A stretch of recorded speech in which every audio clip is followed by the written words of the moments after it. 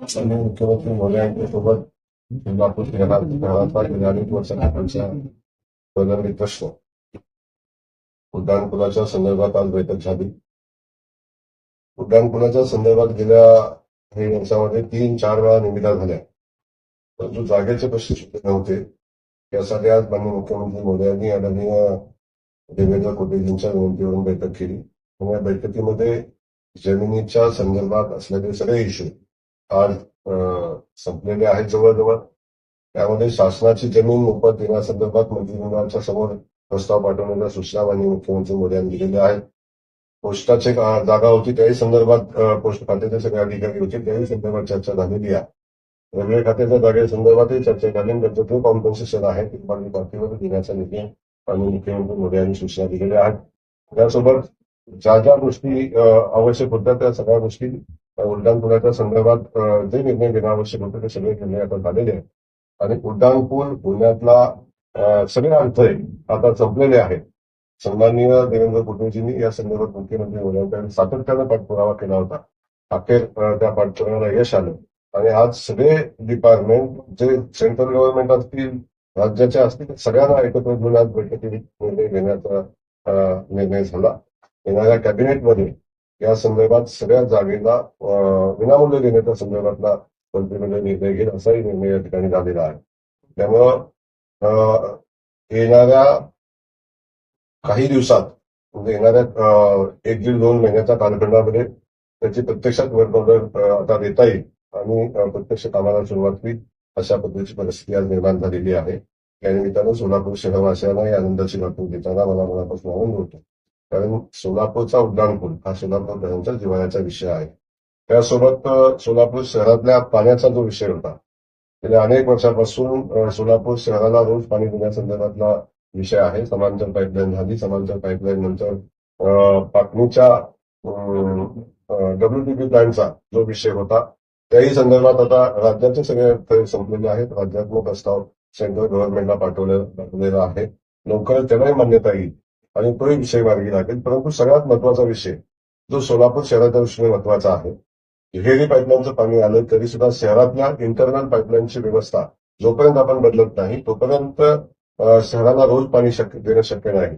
याही संदर्भात माननीय कोटे साहेबांनी सातत्यानं फॉलोअप केलेला आहे. आमचे बाकीचे आमदार करतात. परंतु आज कोटे साहेबांनी मुख्यमंत्री मोदी यांच्याकडे या बैठकीचा आग्रह धरला होता आणि त्यातून आज तोही विषयात जवळजवळ मार्गी लागलेला आहे. ज्या अडचणी होत्या वर्ल्ड बँकेचा शेअर किती आहे, स्टेटनं किती द्यायचं आहे, महानगरपालिकेनं काय करायचं आहे या संदर्भातला जे बहुतांश विषय होते ते आज मार्गी लागलेले आहेत. त्यामुळं नोव्हेंबर एंड पर्यंत याचं टेंडर प्रक्रिया कंप्लीट करण्याचा आणि वर्क ऑर्डर देण्याचा निर्णय या निमित्ताने या बैठकीमध्ये घेतलेला आहे. त्या अनुषंगानं संबंधित सगळ्या अधिकाऱ्यांना सूचना दिलेल्या आहेत. खास करून आयटी पार्कच्या जागेचा विषय होता याही संदर्भात आज चर्चा झाली आणि आयटी पार्कची जागा जी प्रशासनानं सुचवलेली आहे जलसंधारण खात्याची जलसंपदा खात्याची जागा आहे ही जागा जलसंपदा खात्यानं विनामूल्य कलेक्टर ऑफिसला किंवा MIDCला हँडओव्हर करण्याचा निर्णय झाला आणि 7 दिवसामध्ये ती जागा हँडओव्हर करण्याच्या सूचना माननीय मुख्यमंत्री मोदी यांनी जलसंपदा खात्याला दिलेल्या आहेत. त्यामुळे तोही प्रश्न आता मार्गी लागेल आणि जागेचा विषय मार्गी लागल्यानंतर आयटी पार्कच्या पुढच्या कामाला सुरुवात होईल. त्यानंतर विमानतळाचा विषय होता की विमानसेवा सध्या स्थितीत बंद आहे. या संदर्भात विमानसेवा बंद असण्याची कारणं याही संदर्भात चर्चा झाली आणि त्या अनुषंगानं विमानसेवा पूर्ववत चालू झाली पाहिजे अशा पद्धतीच्या सूचना माननीय मुख्यमंत्री मोदी यांनी दिलेल्या आहेत.